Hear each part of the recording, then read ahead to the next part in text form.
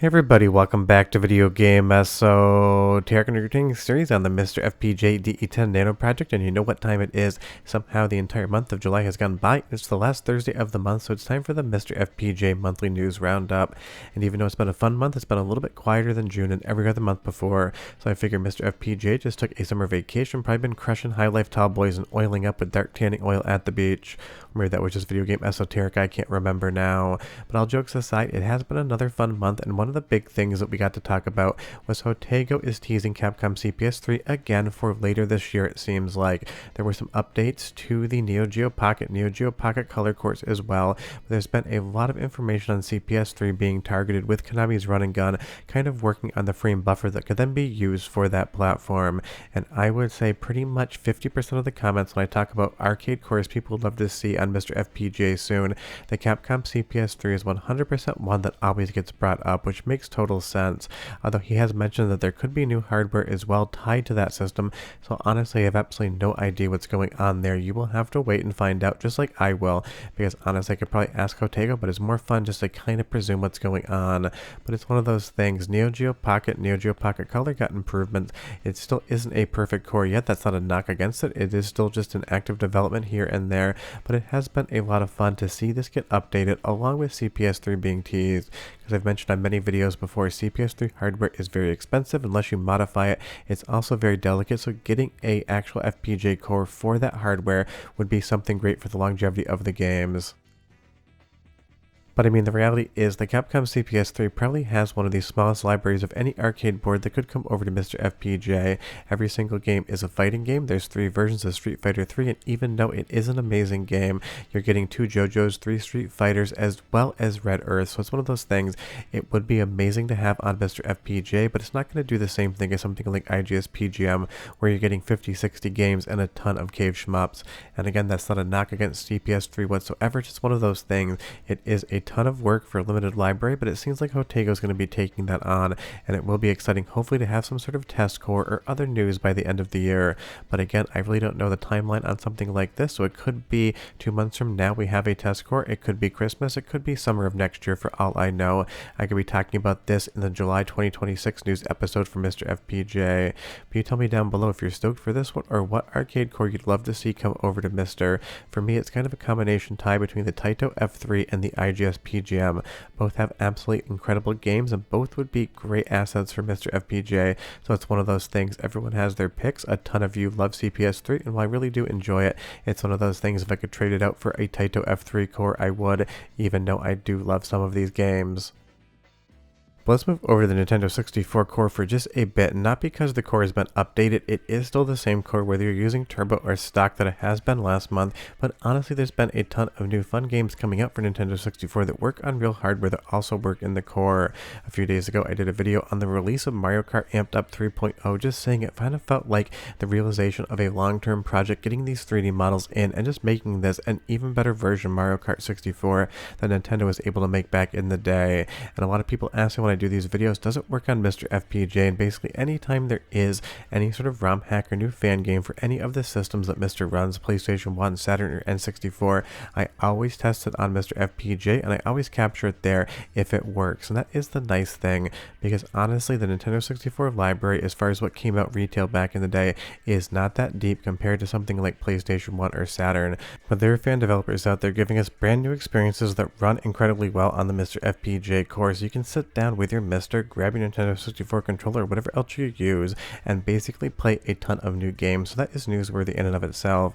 And the analog controller, or the 8-bit DOE controller for the Analog 3D, is being shipped to me right now, so I'll probably have a review on that very shortly, and I'll definitely test it on the MiSTer FPGA core as well, because I know a lot of people are more interested in that controller than they are the actual Analog 3D, because obviously we have Nintendo 64 on MiSTer FPGA as well. But this has just been a ton of fun to play around with something like Mario Kart Amped Up 3.0. It is an incredible game and I can't recommend it enough. but I will have some more videos soon on other games that work on the N64 core, because honestly there are a ton of different ROM hacks and fan games out there, and some of them are every bit as good as anything Nintendo ever made, or honestly in some instances even better than what existed back in the day. And I know a lot of people just play the retail library on the MiSTer FPGA core, and that's why I've been doing this series. There's so many other games that will work on real N64 hardware that will also work on the core. You can really diversify your N64 fun out with a ton of other titles. Now from one Nintendo console to another, this is Super Nintendo, and recently we got an unstable core, or a test core, that incorporates the rumble support into controllers. Now I talked about this with Star Fox Shindu Edition. I also talked about it with the Limited Run Games rumble controller.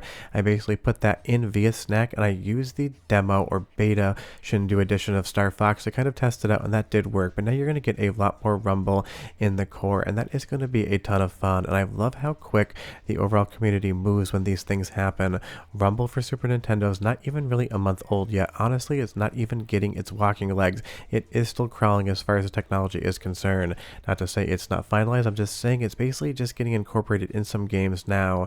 But now you're going to have a MiSTer FPGA core that's going to allow for rumble across multiple different controllers, and that's going to be great depending on what controller you want to use, so you don't have to buy the Limited Run Games rumble controller if you don't want, but I do think it is a very good option for you. But it's been so much fun to feel rumble in Super Nintendo, especially on the MiSTer FPGA side of things.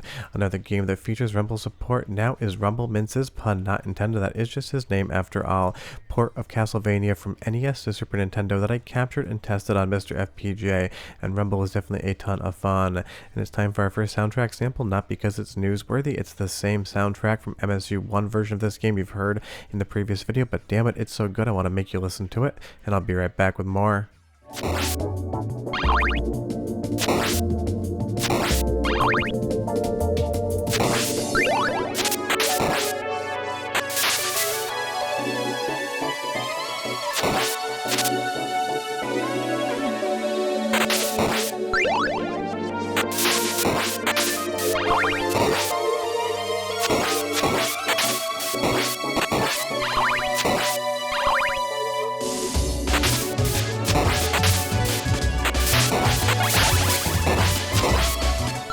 I mean, honestly, how can you go wrong with that soundtrack? And Rumble Mince's port of NES to Super Nintendo Castlevania is just absolutely outstanding with tons of different palettes. And again, the best part is 100% tested on MiSTer FPGA, 100% captured on MiSTer FPGA, and just 100% an amazing conversion with Rumble support that now works in that core, bringing Rumble to Super Nintendo.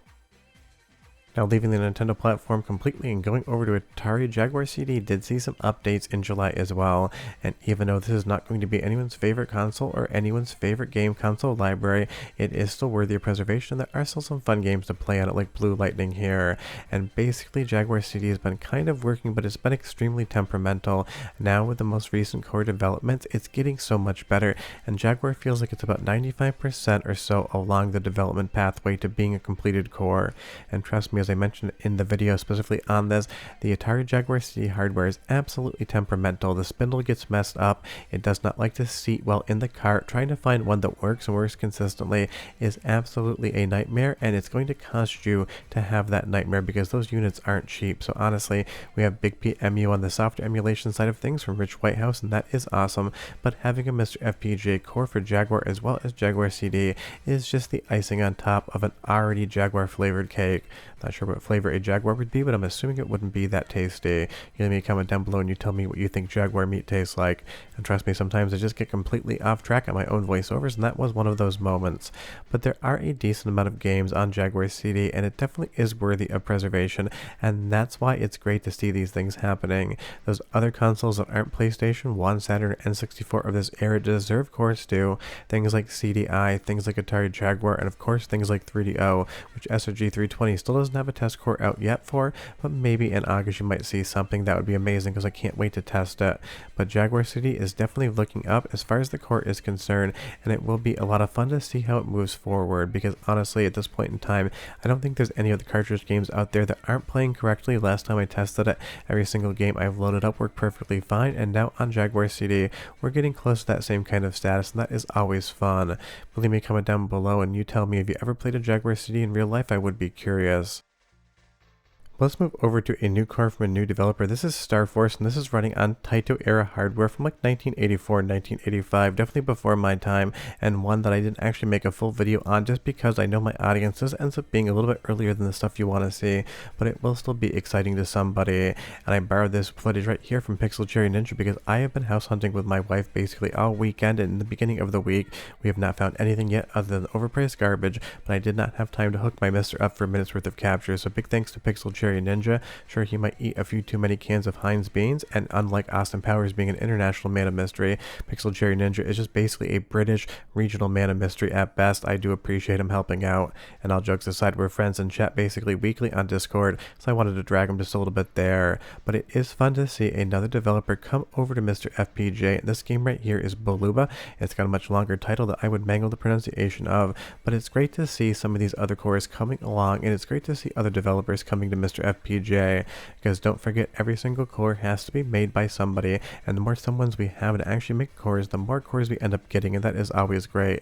So I will leave a link in the description below to the GitHub page where you can grab this core. I'm not sure if it's on update all yet or not. I will check and kind of notate that in the notes of the description as well. But that is the news for the month of July for MiSTer FPGA. Not the busiest month out there, but again, it is July, so maybe MiSTer just went to the beach. Sure that if you have any questions or comments, leave them down below, but we're done. I'll see you guys next time. Hope you enjoyed the video. Bye-bye.